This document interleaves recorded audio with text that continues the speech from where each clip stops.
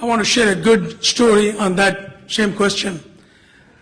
When the ISIS started harassing the Yazidis and Christians, we wrote an appeal to mosques around, it was last September, to pray for the Christians and the Yazidis and the Shia Muslims, and many, many mosques have taken that up and did it. So the issue is really, if we ask the imams, more than likely they will do it.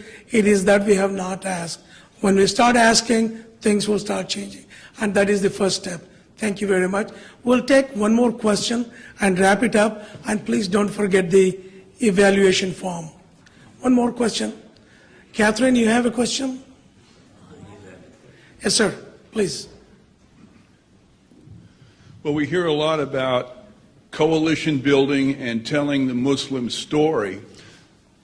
I think a lot of our situation is we need to help tell the Muslim story to America and to the world. How can we do this? And secondly, how we can get allied organizations and groups of people within this society telling the Muslim story, and how can we help tell theirs? This in a society which wouldn't exist if it wasn't for immigration, with all of the discrimination and empowerment that's come out of that. This is a historical and a cultural process I think we're facing at this time. Thank you. Thank you.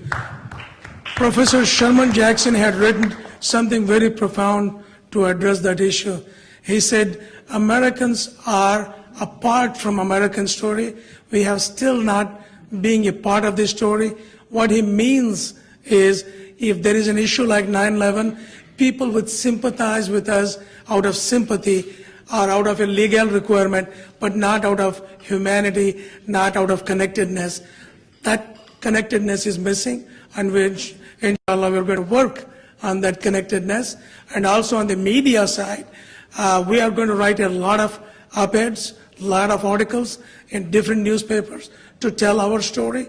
As Ambassador Siddiqui had mentioned, there are so many Muslims contributing to the richness, freedom of this nation. We need to tell that story, and the story has just begun now.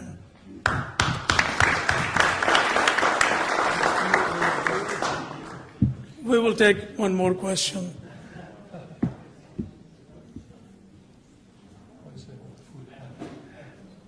Okay, after your question, we address that.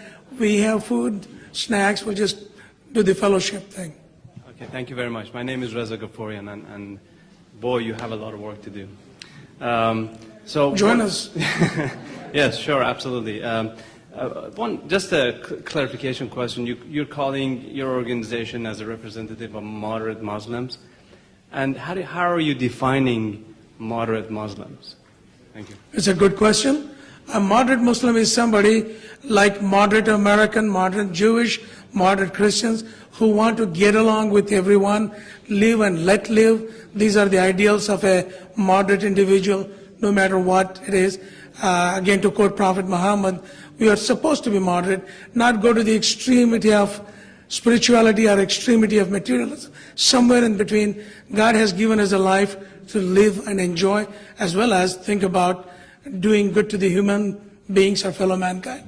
That's how I would define, and I would let Ambassador Siddiqui and Dr. Rahman define that as well. You're doing great, so I don't think we need help from us.